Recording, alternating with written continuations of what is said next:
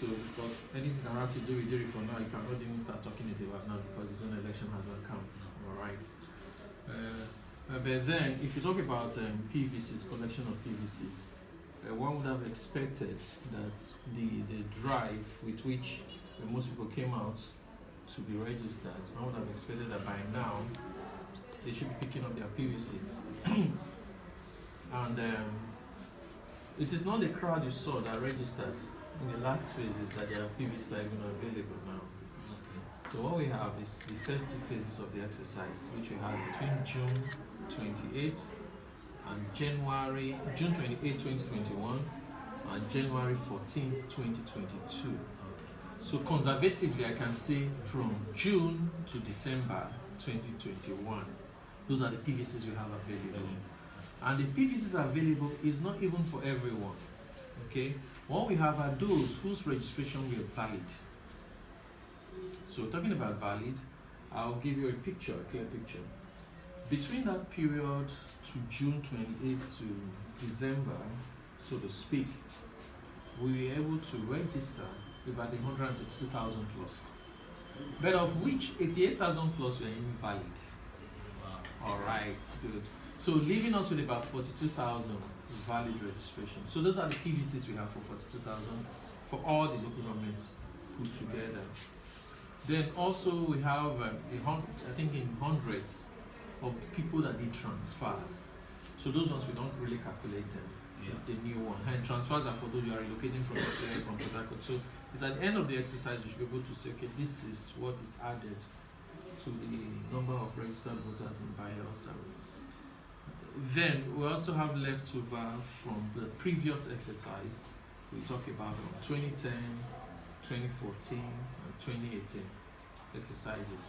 We still have kind of opening balance of PVCs, okay, that are part of what they are even actually giving out. So we expect people to go out there. It's like some people are a bit relaxed. Now, maybe they expect us to come and give it to them in their houses, which is impossible, okay? But the best we can do, but not now, is when we have received the full batch of the exercise, like the one we did that ended in July. We are expecting those ones to come towards the end of this month and the first part of November. So when they come, we are going to probably devise a strategy where our officers can now go to the registration areas. By registration area, I mean the ward headquarters of each ward in the local government area. Maybe they'll have a schedule of how they move so that people can come out and pick up their PVCs. Because as we speak, PVCs the collection is still by the owners and not by proxy. Because what we know about this Bayelsa, over time people have actually flouted the procedures. That is why you see people now dumping PVCs not meant for them, but somehow got into their hands. And because even when the exercise was on, we tried to caution them, we tried to advise them, we tried to sensitize them on what they're supposed to do.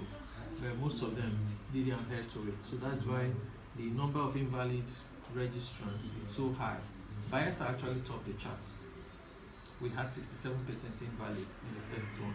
So we don't know, they've not come out with the statistics for the second phases. So by the time it comes out, we should be able to tell of the over 500 and something thousand who registered their presence online, how many of them we actually scale through by the time they do the cleaning of the register.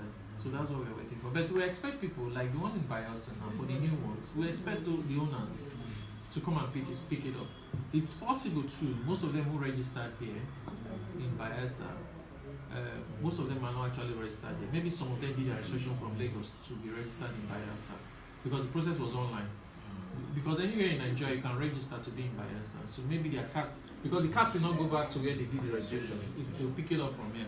So maybe most of them are waiting towards maybe end of the year when the election gets closer, they cannot come down to pick it up. For us, we are not really a bit worried about it, but it's just that this is the best time for them to do it now since we are not choked up with activities. So that yes, we'll have less cards and less sessions, so that those whose own are not available but they are very registered, we can make up maybe reports back to the headquarters so that theirs can be, if it was omitted, can be printed even before the election commences. So, like we say, on every platform we've been telling them, go pick up your PVCs, so that they will not give us that fire brigade approach. Yeah. Because by that time, nobody will even bother. The staff we have on ground will be busy training ad hoc staff for the elections, receiving materials and preparing. So the best time is now. That's when. But we hope, like I said, once we receive the full batch of the cards, I wouldn't know the strategy of the commission. But I know, one thing I know is that we will devolve to the ward levels so that they can pick up their card. But no one is coming, definitely. We are not coming at unit level, if that's what they think. Yeah, because we got the assurance that, well, by tradition, yes, that when these cards are available, from communication is made down to the owners. Owners, so yes. Either they are sent to them or they come pick them up. But our investigations have shown that most persons are not even aware. Okay, that their cards are available. Because they've not gotten any information from INEC. Yes. So that's a challenge. And they are also waiting to hear from INEC. And so that's why we said, okay, let us also play our parts. Even though we seem to, our support base seems to be skewed to one person, it still enhances this is part of sensitization. Yes, okay. It doesn't matter. We are not going to talk to PDP. It's a community-based. It's a community-based project. It's good for everyone to exercise its franchise. So we feel it is important for us to partner with INEC on it and see how we can make sure. Because it wouldn't do well if taxpayers' money is used to print a card and nobody takes it. It's not good enough. Then secondly, if I may ask, 65% invalidity is quite high. Okay. What would have cost it? I would have cost it. Okay, like I mentioned, okay, these are the reasons. Over time, people have these, they have this old narrative that they can try to beat the system, try to have multiple cards, probably because of the perks that comes with it. Right? Yeah. Political actors are not excused from this. You see, in most registration period, like from experience, we've seen where some politicians will get vehicles, carry people from one area to another place to come and register so that they can populate their own community and things like that. So at the end of the day, when they do it, they try to give stipend to these people. So some of these ones think, okay, the more I do, the more I get the stipends and things like that. So in respect, but they don't know that this thing they are doing, their information is being captured. And in some cases, when they do this, most of them don't provide us with the genuine information. Some of them can use their nickname to register, okay, because they feel why some they give dates of birth that are not consistent with their original so. But one thing that is consistent about their information given to us in gathering, their fingerprints and their photograph. So what really happened, before now, the system we operated was only capturing their biometrics, their fingerprints. The facial recognition wasn't part of the software we used.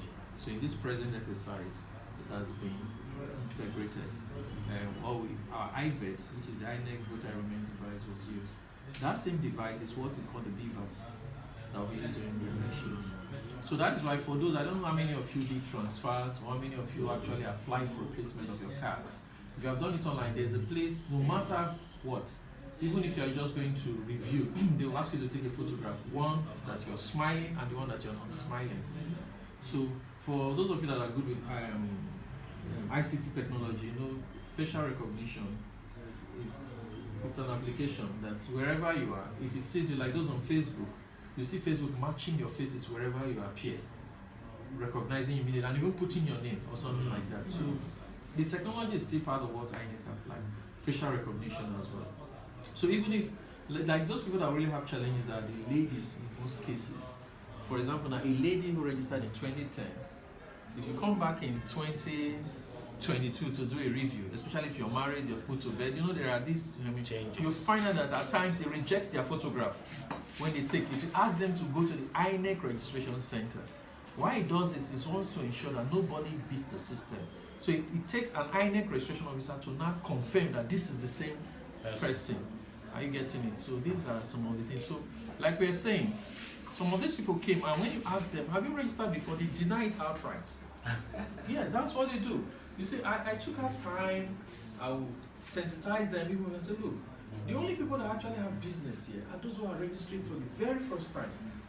Some will say, oh, I've not done it before. I had to challenge a lady here. Who are they? But it took time for me to actually convince her before she now agreed she did it. And immediately I brought out one of my devices, I checked, and the information, I said, you can't see that you don't need to even be in this queue. So now I even have to help her do a replacement of her card. If she had gone ahead to do fresh registration, this new one will not appear. It is that one she is denying that will be there. And peradventure, let's assume she did not apply for a replacement of her card. That means she cannot vote during the election. So that is what's going to happen to a lot of them who actually abuse the process. When you abuse the process, your card is invalidated, right? The new one will not cross the screening process because the new one, the old one. The old one still in the system. But if you don't have that card, let's assume you lost your card. Okay. And you didn't know that you were supposed to apply for a replacement, and you don't have that one. Okay. It means you can't. So some could have also done it out of ignorance. Fine, yes. Ignorance is there because also there was this erroneous information, or rather misinformation, that those who did registration in 2010, 2011, that they should go and revalidate. A lot of people came, even among the elites. I was surprised. Even among those who were supposed to most of us got the information. Exactly. We had to go to INEC portal to verify. You see, yes, check your voter status, and then even when you see that information never came from INEC, we refuted it. But even up to the last day of registration, do you know people were still coming because of that information? We told them, why come bad news flies faster than the one? Like, so even okay or positive. So these are some of them. So those who did double registration, those who were supposed to do transfer instead of going back to register, those who wanted to correct their information, they were simply just to do an update. But they went ahead to do fresh registration. They will not see the new registration because the system will match their fingerprints and their photograph. And once it sees it, the new one will not even appear because the old one is there. So what they should have done within the window was to apply for a replacement, an update of information, or a transfer.